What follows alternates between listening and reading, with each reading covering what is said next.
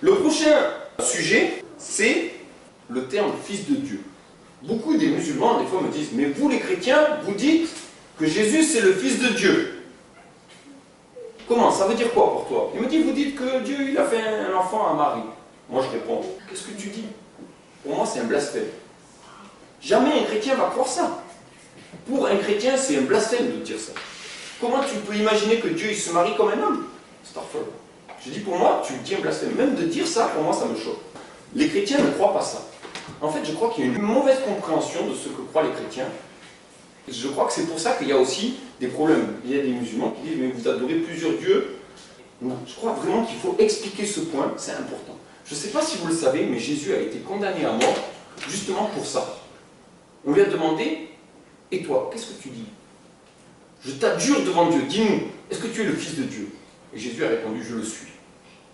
Vous avez entendu le blasphème? Il mérite quoi? La mort, la mort, la mort. Et les rabbins juifs se sont tous mis d'accord en disant, il a blasphémé, il a mal parlé de Dieu, il faut le tuer. C'est à cause de ce terme de Fils de Dieu que Jésus a été condamné à mort. Alors, moi j'aimerais qu'on explique, qu'est-ce que ça veut dire ça? Je vais vous donner un exemple. Si je dis le terme, moi je suis un fils de Marseille, est-ce que ça veut dire que Marseille a couché avec une femme et a fait un bébé? Ça ne veut pas dire ça, d'accord? Quelqu'un me dit je suis un fils du Maroc. Est-ce que ça veut dire que le Maroc a couché avec une femme?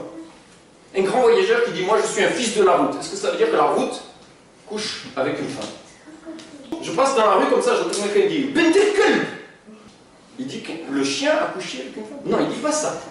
Donc le mot ne veut pas dire toujours qu'il y a un mariage, n'est-ce pas? Il faut comprendre ce que ça veut dire. Quand on dit ça, ça veut dire attention, tu te comportes comme un chien, tu es méprisable. Ça ne veut pas dire que le chien va se marier. Quand je dis tu es un fils de la route, ça veut dire que tu es un voyageur. Quand je dis tu es un fils de Maroc, ça veut dire que tu es un vrai Marocain, n'est-ce pas? De la même façon, quand on va parler du Fils de Dieu, ce n'est pas une question que Dieu a un enfant. Moi je vous propose qu'on regarde les textes pour qu'on regarde ce qu'il y a dans l'évangile, plutôt que d'imaginer des choses. Dans l'évangile selon Luc, il y a l'ange Gabriel, Djibril, qui vient parler à Marie, Mariam. Il va lui annoncer la naissance de Jésus. Donc l'ange rentre chez Marie et il lui dit, je te salue, toi à qui une grâce a été faite, le Seigneur est avec toi. Marie, elle ne sait pas ce que ça veut dire. Et l'ange lui dit, n'aie pas peur Marie, tu as trouvé grâce devant Dieu, tu deviendras enceinte et tu enfanteras un fils et tu lui donneras le nom de Jésus, ça veut dire le sauveur, celui qui sauve. Il sera grand et il sera appelé le Fils du Très-Haut. C'est là que le terme apparaît. Il sera appelé le Fils du Très-Haut. Et le Seigneur Dieu lui donnera le trône de David son père. Il régnera sur la maison de Jacob éternellement, son règne n'aura pas de fin. Marie dit à l'ange, mais comment c'est possible? Je ne connais pas d'homme. Elle n'était pas mariée, elle était fiancée, elle n'avait jamais couché avec un homme, elle était vierge. Et l'ange lui dit, le Saint-Esprit viendra sur toi, et la puissance du Très-Haut te couvrira de son ombre. C'est pourquoi le Saint-Enfant qui naîtra de toi sera appelé Fils de Dieu. Donc vous comprenez qu'en fait, sans la toucher, Dieu a placé cet enfant miraculeusement en Marie. C'est pour ça qu'il n'y a pas de père mentionné. On ne dit pas Jésus, fils de Joseph. C'est Dieu qui a placé cet enfant miraculeusement en Marie. Il y a une autre image qui est utilisée à la fois dans le Coran et à la fois dans l'Évangile. C'est le terme parole de Dieu. En arabe, kalimatullah. Et dans le Coran, l'ange dit, il vient apporter une parole de Dieu. C'est un de ces termes par lequel il est désigné dans le Coran, mais aussi dans l'Évangile, kalimatullah. Dans la Bible, il est dit que le ciel et la terre ont été créés par la parole de Dieu, kalimatullah. Sans la parole de Dieu, rien n'existerait. Parce que Dieu n'a jamais été muet. Dieu a toujours eu sa parole. Regardez comment ça marche la parole. Si je dis quelque chose de mauvais, est-ce qu'on peut me condamner moi? Je peux dire, ah c'est pas moi, c'est mes paroles. Mais moi et mes paroles, c'est la même chose, n'est-ce pas? Si je vais insulter un gendarme, c'est pas moi qui l'ai fait, c'est mes paroles. Moi et mes paroles, en fait, c'est la même chose. Quand on dit que la parole de Dieu est devenue un homme, qu'est-ce que ça veut dire? Si je prends ma parole et je l'enregistre, et je vais te donner le CD, tu vas jouer ça, et tu vas dire, chez toi, ça, c'est Daniel qui parle. On va dire, non, Daniel, il habite là-bas. C'est pas possible que ce soit lui. Oui, mais c'est sa parole qui est là, d'accord? Si moi, je peux mettre ma parole dans un disque, De la même façon, Dieu a pu mettre sa parole dans notre monde. Le Dieu éternel et tout-puissant et infini a pu venir par sa parole dans notre petit monde en 3 dimensions, tout petit, tout borné. Regardez, si moi je veux parler à des fourmis, je dis, attention, je vais construire une maison ici, il faut pousser votre fourmilière. Est-ce qu'elles vont me comprendre? C'est pas possible, je suis trop grand, non? Les fourmis, elles vont me regarder et vont rien comprendre. Il faudrait que je devienne une fourmi, et là je vais leur parler en langage de fourmi, là elles vont comprendre. Moi je ne peux pas devenir une fourmi. Mais pour Dieu, rien n'est impossible. C'est un verset de l'Évangile. Rien n'est impossible à Dieu.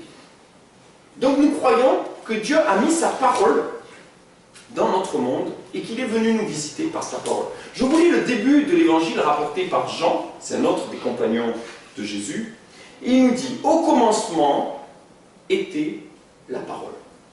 C'est le début, mais la parole est déjà là. Elle n'est pas créée, elle était là. La parole était avec Dieu, et la parole était Dieu. Elle était au commencement avec Dieu. Toutes choses ont été faites par elle, par la parole de Dieu. Rien de ce qui a été fait n'a été fait sans elle. Vous voyez, la parole de Dieu qui a créé le monde vient dans notre monde.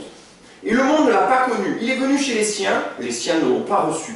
Mais à tous ceux qui l'ont reçu, lui, la parole de Dieu, à ceux qui croient en son nom, il a donné le pouvoir de devenir enfants de Dieu. On va expliquer le terme encore. La parole a été faite chair, est devenue un homme, et a habité parmi nous, pleine de grâce et de vérité, et nous avons contemplé sa gloire, une gloire comme la gloire du Fils unique, venu du Père. Je ne sais pas si vous comprenez, mais ce que dit l'Évangile, c'est que la parole éternelle de Dieu est devenue un être humain.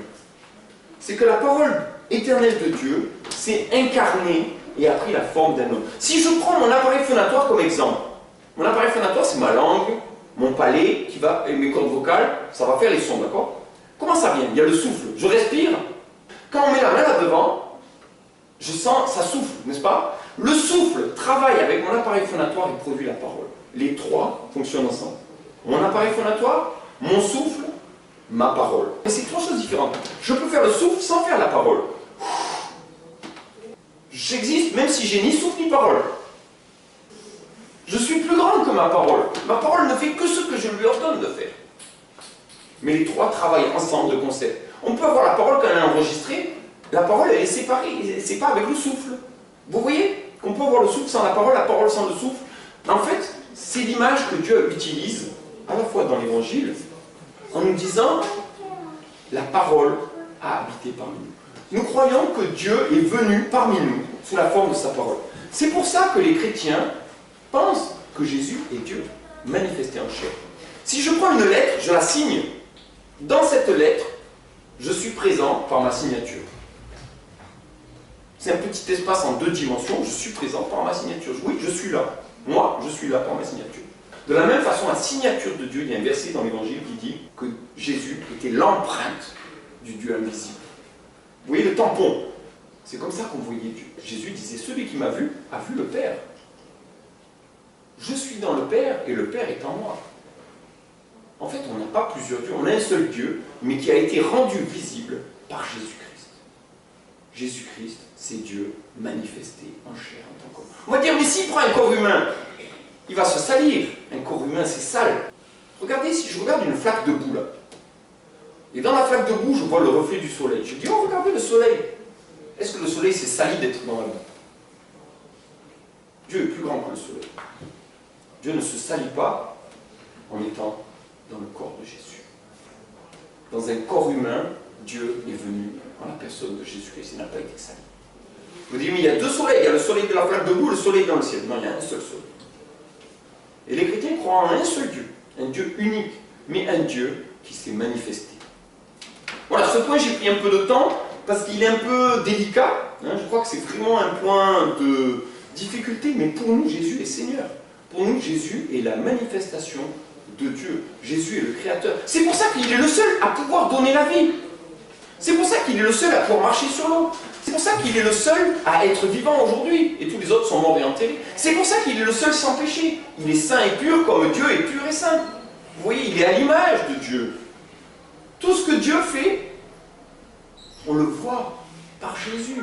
On voit cette bonté, on voit cette douceur, on voit cette patience, on voit cet enseignement merveilleux. Et en fait, on voit Dieu rendu visible par Jésus. C'est comme si je montre une photo et je dis je suis là dans la photo. Tu vas dire mais non, tu n'es pas dans la photo, tu es là. Vous comprenez l'image de la photo? L'image du Dieu invisible. On pourra en débattre, hein, vous n'êtes pas forcément d'accord, mais je pense que c'est important de comprendre en tout cas que les chrétiens ne sont pas des gens qui croient que Dieu a fait un enfant à Marie. Pas du tout. C'est pas ça la question. Voilà, je pense qu'il faut que ça soit clair.